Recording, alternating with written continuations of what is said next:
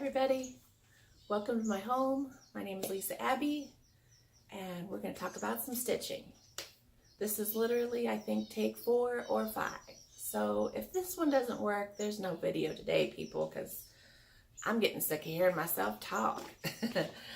So anyhow, I did order a pattern from Jen's Stitching Niche.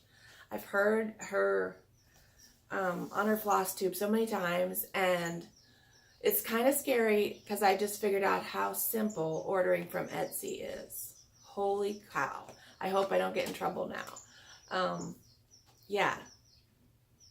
And there's another funny story about that too. I ordered from 2 different companies. I ordered from Jen's and I got that right away. And I was going to the mailbox like every day, and people, I don't go to the mailbox because usually the only thing in my mailbox is bills, and so what's the rush?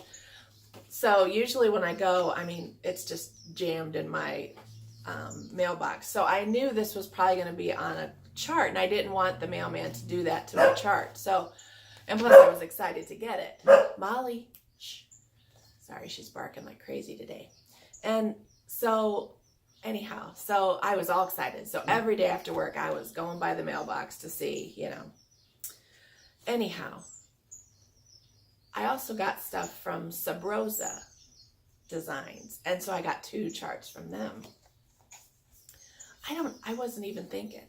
And I seldom look at my email. So, here I got this right away, and I thought, well, those other ones should be here anytime. And I'm like, oh, they're coming from further away, so it'll probably take longer.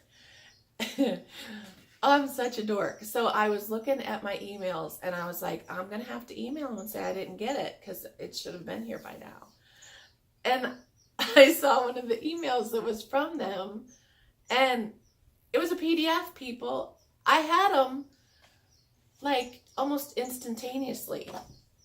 Honest, sometimes the stupidest stuff that I do. But anyhow, but it's on my phone, so I can't show you the ones that I got from them, but I'm excited to start those also. Anyway, so back to Midnight Watch by Blackbird Design. Love this pattern. I saw it on Instagram.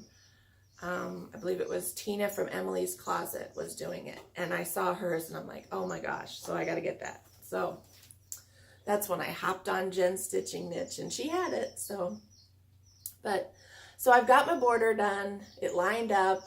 I swear I was holding my breath because I was like trying to follow the thread, you know, and see if I was going to end up, because I hate to rip out. I would almost rather start over than rip out. And I knew I probably wouldn't be able to fudge this. So I'm like, okay. So I feel like the last half hour, I don't even know if I was breathing very much. It was just like, but anyway, it worked out. I think it was because I was being so cautious and checking and double checking. And almost every time I did something, I'm like, okay, don't assume that it's just always going to be as, like you get in a rhythm and you think, oh, it's always going to be the same. But then they have parts that's in the design, so you don't put certain elements in. So anyway, but I was being very cautious, and it paid off. So long story short, my border matched up. Also been working on a Plum Street sampler, Olga's Tart. I got this last time I showed you on my last video, and I was working on 36 count, and so it's almost done, but it's been in timeout because I was off by like half a stitch. And so it seemed like through this whole moon part, I was just having to fudge my stitches, and the colors that I picked, I didn't use the called for colors. So I just was grabbing things out of my basket, and it's kind of hard. Actually, moon looks kind of nice in this light, but normally there's like a real dirty color of yellow that I put in there. So it's been in timeout. But then as I got to looking at it, I'm like, all I have to do is do the eyes, the whiskers, and then this little star thing in the pumpkin. And then I think it's done. I changed some of the colors. I didn't really want the flowers to look more like a purple aster. I'm just not really into purple. So I tried to do like little sunflowers. It's hard to tell. But anyway. it was a good process because I did get used to using a smaller count than I've ever used, and it wasn't hard. And so I've learned and grown in that area. So even though it's been in timeout, it's still going to be a good thing. I'll finish it up. In Stitch Mania, I started my Lizzie Kate Autumn Smalls. So I had just gotten a real small start on them during Stitch Mania, so I got those back out, and I was all ready to stuff this little guy, and I realized I didn't do the eyes in the owl. So I'm like, oops, guy has to have eyes. So I thought, well, I'll just finish that up when I get upstairs. And I set it on my 3-tier tray just to see what it'd look like. And so I don't even think I'm going to stuff it into a pillow. I think I'm just going to leave it just as a little flat small. It's not going to have, you know, any kind of sticky board or foam core board or anything in it. I'm just going to leave it this way. And if I want to put it out of a basket eventually or something, I can. So I did make this one into a pillow. I used the same fall fabric. And this one says Halloween. So I've been trying to get my stuffing so good. Have you ever watched Sylvia from Becky's Land? Becca's Land, I think is how I say it. She's in Germany, and oh, her pillows are just perfect. And I was trying to get them to look like hers, but I'm happy with how it turned out. It's progress, right? It's just a learning thing. The more you do, the better you get, right? So I just have to do more. Okay, so that was Lizzie Kate. I did start making some project bags. I watched Lisa Smith from Kindred Stitcher, and she executes a tutorial from Avery Clare. And so I like the way it turned out. I mean, it was my first time to put in a zipper, and my machine was in the repair shop. So I was using my mom's machine, and anyway, I wasn't really used to using her machine, so it made it a little bit more hectic. But it's crooked as all get out. But it's a project bag, people, so it's okay. For the little pull, I used one of my grandma's necklaces. I've had it for years and years, and I've never worn it. I don't do necklaces very often. I don't think about it. And so anyway, I decided, well, I wanted it to be someplace where I could see it all the time instead of just in a drawer. So I took it apart. I thought the colors kind of matched pretty nice. So I have to kind of look into that a little bit more, because I bought some findings, and I bought some lobster claws things in the beading section at Joann's, but I need to kind of look and see how people are actually doing those, because I couldn't really figure out how to do anything too exciting, but it's done, and that's the important thing. So I wanted one for my fall and Halloween projects. So I did this one. It has kind of an orange color inside. I found the zipper at my thrift store. They always offer zippers all the time. They're always 25 cents no matter what size they are. And so I have a huge basket downstairs of all these zippers, and I'd never even put in a zipper, and I thought, why are you buying all these zippers? Because they're 25 cents, and that's a good deal. I forgot to show you the inside of this one. It has a real pretty color. And this fabric I actually found at the thrift store. I just love my thrift store, people. But I'm not telling you where it is, because you guys will all move around here, and then I won't get any of the good stuff. Just kidding. Okay, so I went to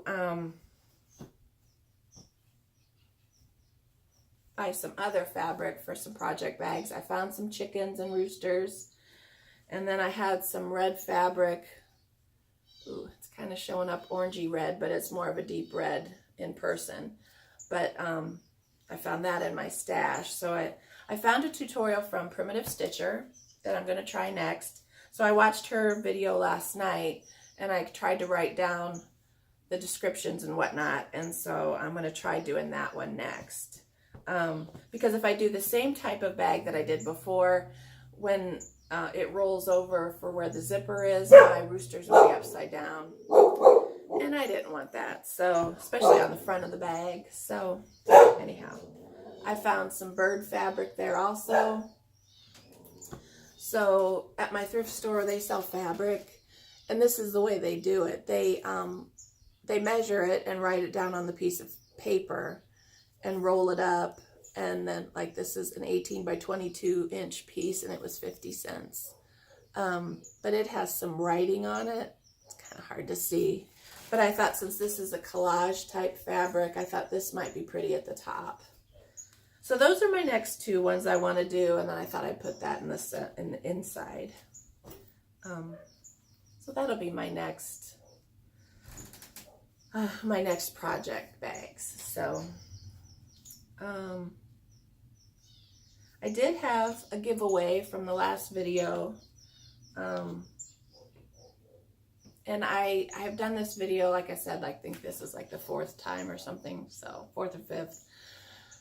So I did draw names before, and the winner for this was Lisa Smith of Kindred Stitcher, which was kind of ironic because I had already done the project bag and gave her kind of like a little shout out on how wonderful her little tutorial was, and then she won the giveaway, so that was kind of cool. But yeah, it was like $2 at my thrift store.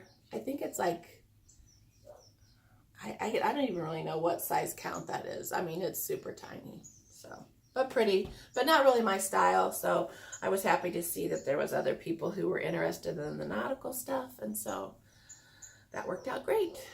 All right, so I've got like 3 more minutes.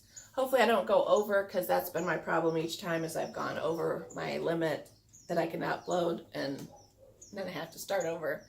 So I wanted to show a few of my fall decorations, and that's what's got me in trouble, is I've been trying to do that, and I've been too long of a video. So, but I did make some pumpkins.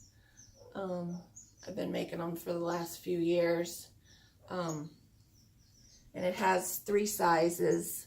I'll try to link the pattern. I forgot to go looking for it. But yeah, I just love this one. So, but the original pattern, you make them out of, I think, muslin, and then you're supposed to paint it and distress it and sand it, and that's just way too many steps for me. So I just find some pretty fabric and set them around my house. But I've enjoyed making those. I have a few that need to be finished up. So I have a little project that's supposed to go underneath all that stuff on my tray. I'd hold it the other way, but some of my appliques are about to fall off. So, but I've been doing the blanket stitch around them, see, and it's almost ready to be pressed again. And I'm going to sew borders on and turn it inside out and put it on my tray and be done with it. So let's see. So I'm almost at 14 minutes. So I've pretty much, I did want to share, I showed one of my rugs that I had done. I just drew this out as a pattern myself, and this was one of my first rugs I did. So I thought I'd share that real quick, and like one of the vintage type things that I've done. I don't want to go over too far this time, so I hope y'all have a great week. Thanks for joining me, and I hope you come back and see me again. Thanks.